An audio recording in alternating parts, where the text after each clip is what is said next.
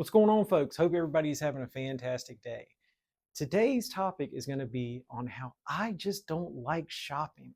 I know there's many people who don't like shopping. Like, prime example, when I go to the Goodwill bins, when they pull out a massive bin of clothes, my idea of fun is not to sit there and sift through every single one.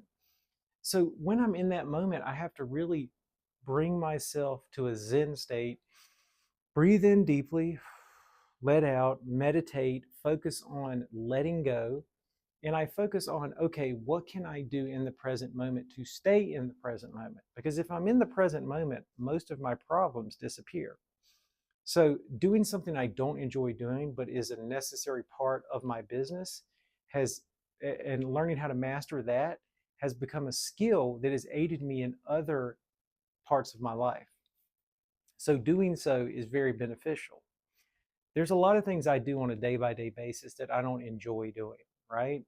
Um, you know, having a business that requires all this paperwork, all this driving back and forth, working 14, sometimes 16-hour days, uh, that's not my idea of fun or a good time. But I do enjoy certain aspects of that. But for the most part, it's just, it can be a lot. It really can be. So that's the reason why I really, encourage people before they get into this full time, try it part time, try the experience. Because just because you see a video on the internet that says, oh, I'm getting all these amazing jeans and these amazing pants, what you don't realize is location is huge, right? Location matters immensely.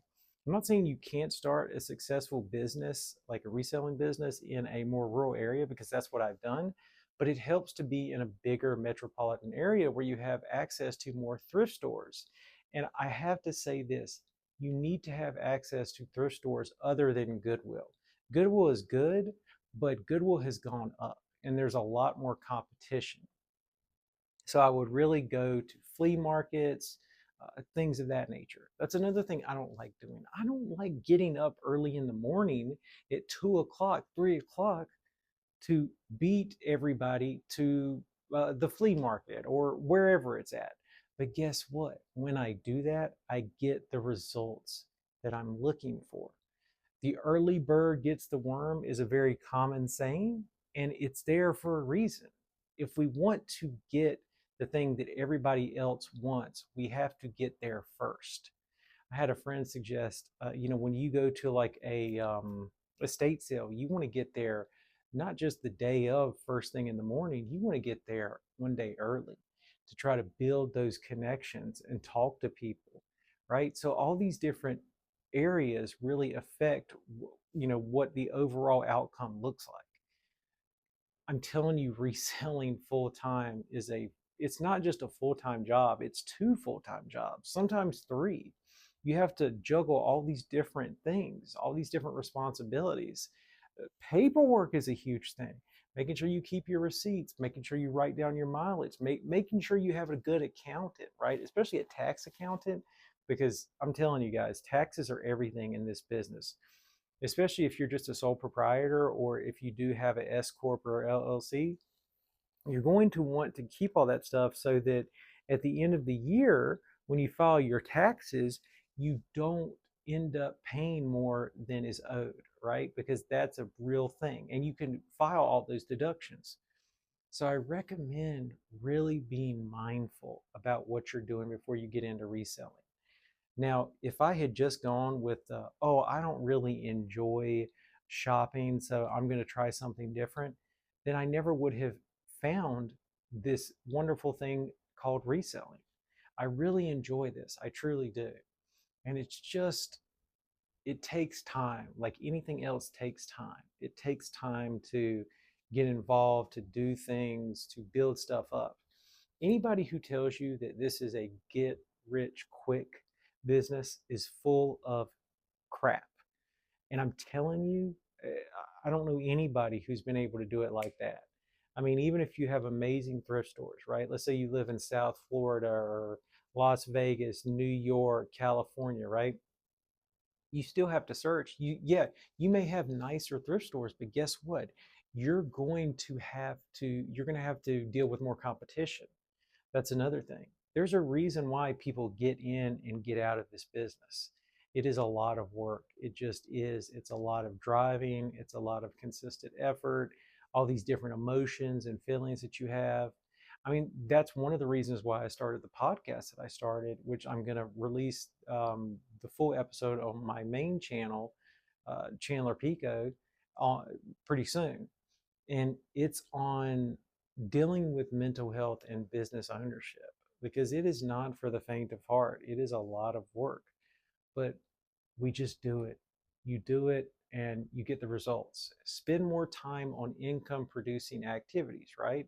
Like listing stuff, networking, connecting with other people who may have stuff that you want. Um, like doing bulk deals, doing wholesale deals, depending upon where you live. Look at your surrounding areas and take advantage of those specific areas.